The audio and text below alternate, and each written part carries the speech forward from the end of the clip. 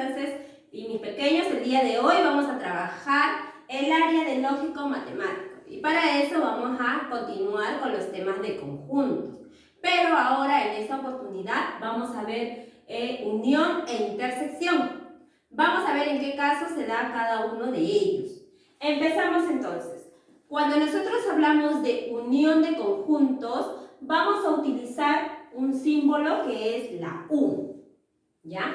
Me dice que es otro conjunto formado por todos los elementos que pertenecen a ambos conjuntos. Por ejemplo, tenemos aquí este conjunto que es conjunto L y tiene sus elementos que son la P, la E, la R y la A. Y tenemos otro conjunto que es el conjunto M. En este conjunto M me dice que están los elementos C, R, C, E, R, O. Y me dice que en estos dos conjuntos vamos a unirlos. Vamos a crear un solo conjunto, porque me está hablando de la unión. Me dice que la unión es que yo junte dos conjuntos. Vamos a ver entonces, aquí yo lo he hecho. Pero ¿qué ha pasado? ¿Por qué lo he puesto entrelazados estos conjuntos? Porque si yo me doy cuenta, en estos dos se repiten dos elementos, que son la E, en este caso, y la R. Son dos elementos que se repiten. Entonces, como estos dos elementos son los que se repiten, yo los he puesto en el medio. ¿Qué quiere decir? Que estos dos elementos, tanto E como R, pertenecen a L, pero también pertenecen a M. Y como yo hablo de unión, me dice que yo voy a unir los elementos de dos conjuntos, entonces lo voy a representar de la siguiente manera. Me dice L unión M. ¿Cuáles serán los elementos entonces de L unión M? Entonces van a ser todos. Por eso que está sombreado los dos conjuntos, porque me dice que la unión es todos los elementos de ambos conjuntos. Entonces, mis elementos de L unión M serán P, A, E, R, C y la O. Esos son mis elementos de la unión de L con M.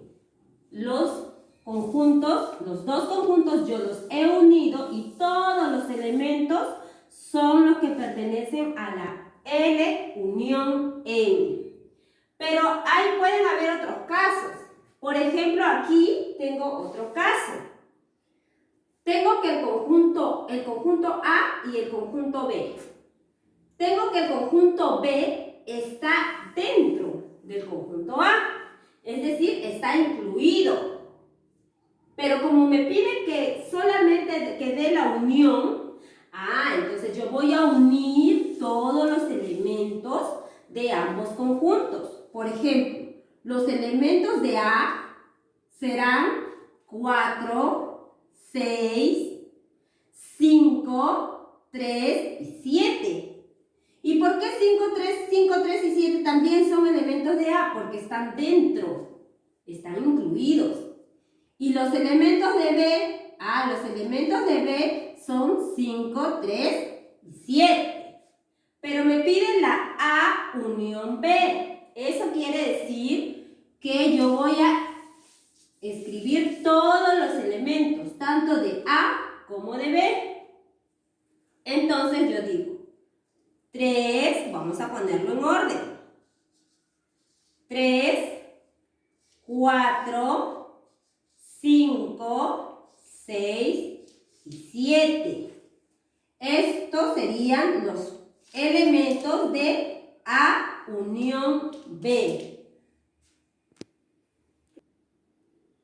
Muy bien, chicos, entonces recordemos que en nuestro primer caso hemos unido todos los dos conjuntos, lo hemos unido en uno solo, y la unión de L con M son P, A, E,